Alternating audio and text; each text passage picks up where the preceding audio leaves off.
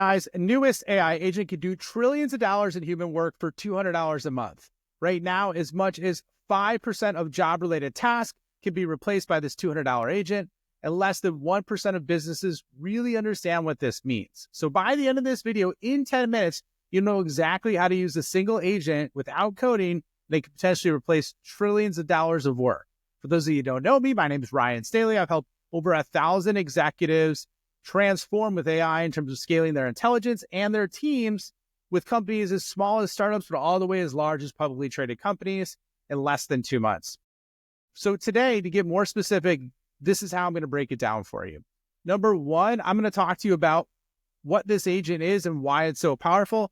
Number two is how to access it. And number three is within a couple moves, instantly become a master at using it with actual real business use cases. Okay, so that's what we're going to cover today. Let's get right into it. I'm going to share my screen as I always do. And I'm going to walk you through some things that I discovered that made me dive deep around this hole so that you can understand what's happening. Okay, so Sam Altman released this. This is on February 2nd. And this tool got released Monday a.m. OpenAI was doing a launch in Japan. And basically saying that this test way back to Friday scored on the humanities last exam, O3 mini high was at 13%. Now this just got released. Now on Sunday, deep research gets 26.6%. For those that you don't know what humanities last exam is, it was basically an exam that was created to test how smart AI was with thousands of experts asking very specific questions. And it just shows within a few days, they doubled the answer on this, okay? So this was kind of interesting, but it's scary at the same time. And then if you look at this tube, this goes with the launch of deep research, which is OpenAI's agent. He talks about my approximate vibe is that it could do single-digit percentage of all economically valuable tasks in the world, which is a wild milestone, okay? I don't know what you think about that, but like I said, once I heard that, I'm like, holy cow, look at my shirt, Skynet. Are we having Skynet take over? What's going on? And so I'm like, I got to go deeper on this and figure it out and share this so you're not blindsided, okay? So one of the things that I'm going to break down is I'm going to go through the economic task automation. So I'm going to explain what he meant by that, because once he said that, I dug deeper in deep research, but I want to share with you a real important premise in terms of how I look at this, okay? So this was a task that I had, or I should say a task. This was a post I had on LinkedIn that did pretty good. It blew up and it's still going pretty crazy right now, has over 67,000 impressions. And so what it is basically I broke down, I was trying to wrap my head around AI agents and like how to explain them very simply for people that were non-technical. And I looked at three kind of areas if we have this. And like I said, these are the breakdown. We have task-based autonomous agents, very narrowly defined, automating discrete tasks. Okay, so that's one. Number two is more fractional autonomous agents. So broader segment, think of part of someone's job, not the entire job. And then the third is fully functional role AI agents. And so this is replacing full jobs with one actual agent. Now, what Sam's saying is, I think he means a combination of all three of these.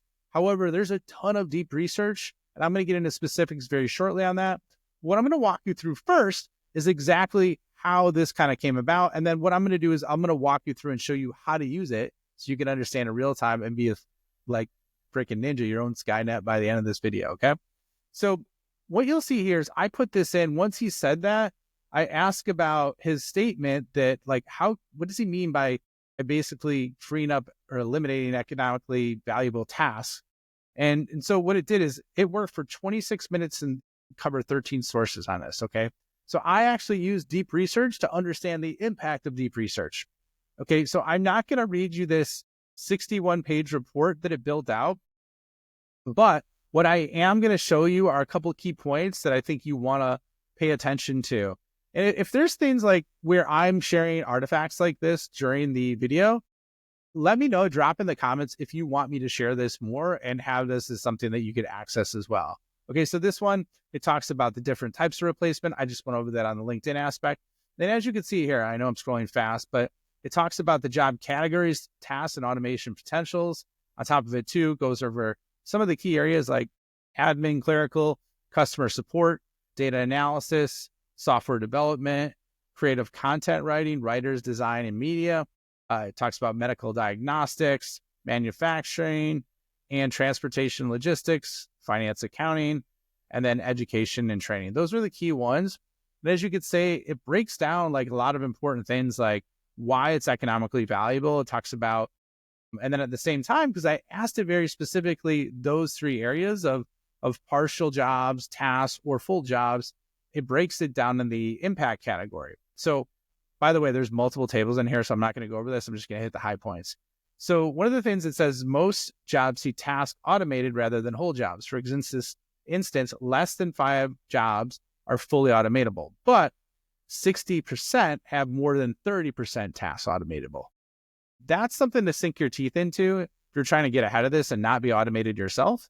And so it's talking about what's happening, particularly in 25, it goes through GDP, it goes through the dollar value in terms of trillions of each one of these jobs.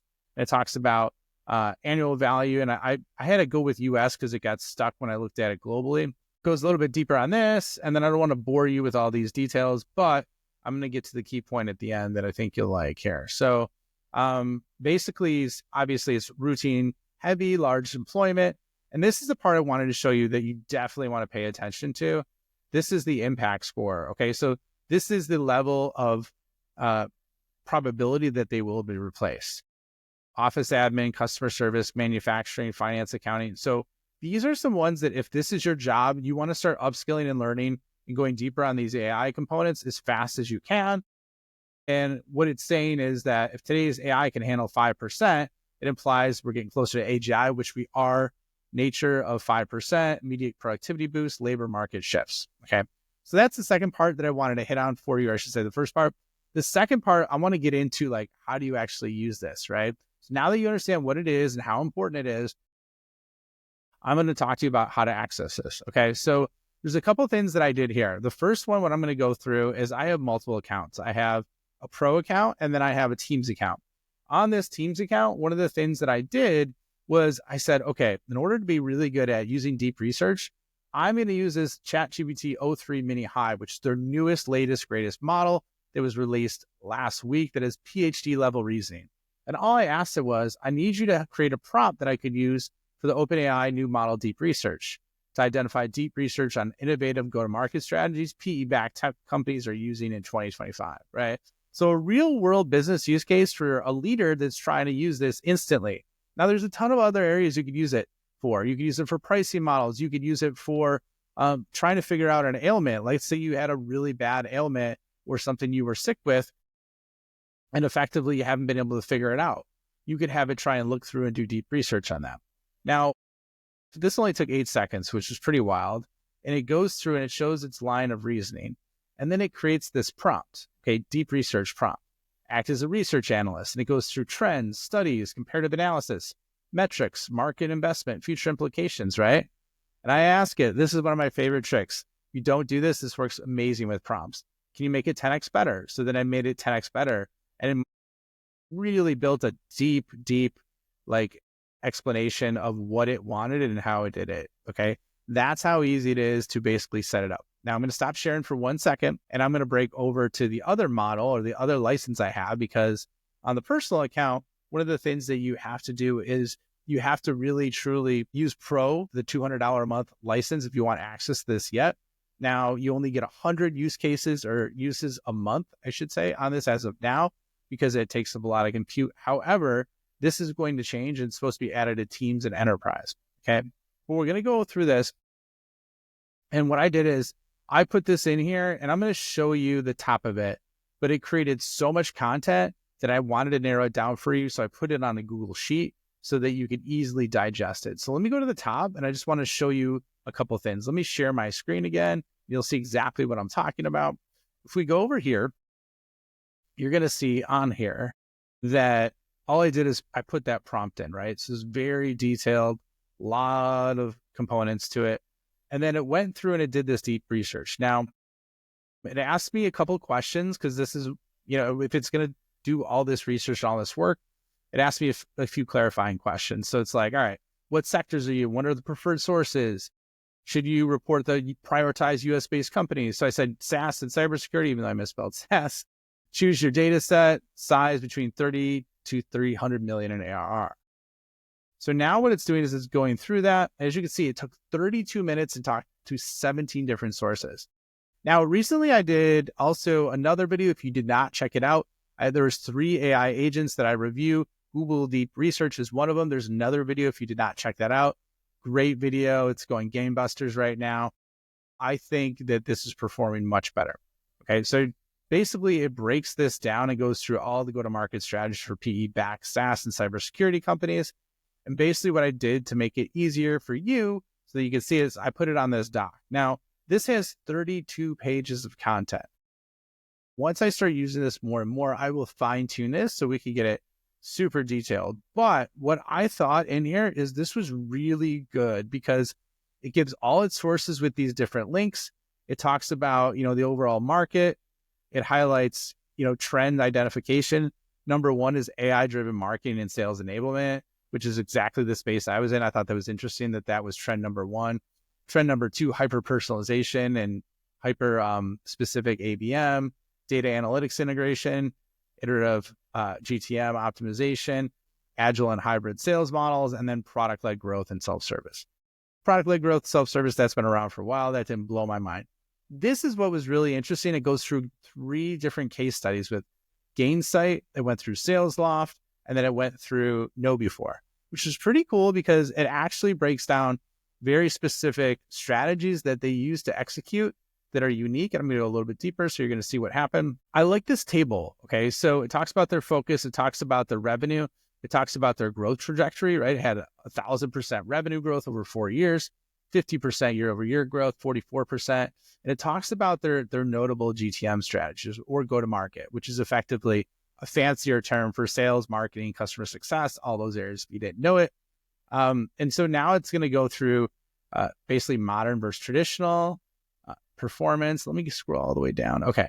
So I thought this was interesting too. It talks about the future outlook and strategic implications. It's talking about basically the strategies from 26 to 30, like what's going on, where is the puck going. It talks about deeper AI integration, hyper automation, community and ecosystem-led growth. So if you're building a business right now, these are really critical things to understand because I've never seen anything in my entire life and go this fast and technology move, right? And so if you don't understand where things are going, this is going to really, really have an opportunity to disrupt or basically put businesses, huge multi-billion-dollar companies out of business.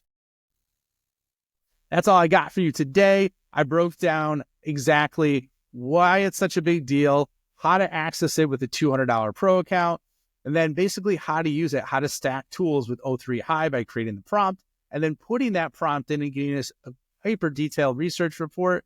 If you like these videos and you like what I'm reviewing in some of these areas, drop in the comments, like if you want me to share some of these artifacts, like I said, that I'm creating, and if that would be valuable to you and your journey in terms of like how to use these prompts or other examples, and I will include those in there. However, I appreciate you watching this video. I know we went a little long today, but I want to give you a little bit extra, and I will see you all on the next video.